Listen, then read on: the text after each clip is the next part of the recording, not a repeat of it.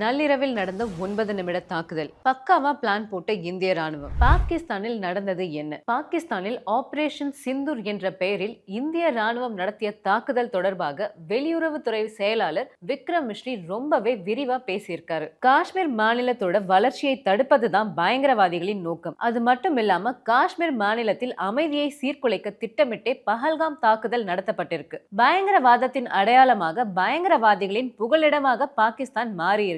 அந்த வகையில பஹல்காம்ல நடத்தப்பட்ட தாக்குதல் ரொம்பவே கொடூரமானது. இத்தகைய கொடூரத்தை செய்த பயங்கரவாதிகளை கட்டுப்படுத்த பாகிஸ்தான் அரசு எந்த நடவடிக்கையும் எடுக்கல.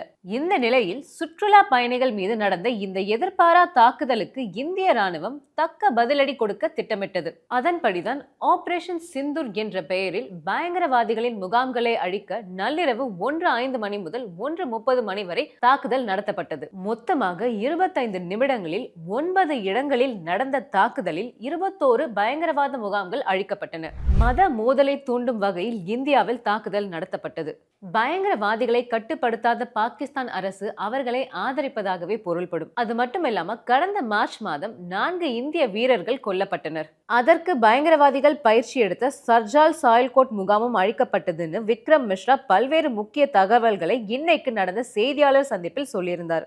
அது மட்டும் இல்லாம வரலாற்றிலேயே முக்கிய நிகழ்வாக 2 பெண் அதிகாரிகள் இந்த தாக்குதல் தொடர்பாக செய்தியாளர் சந்திப்பில் கலந்து கொண்டது குறிப்பிடத்தக்கது.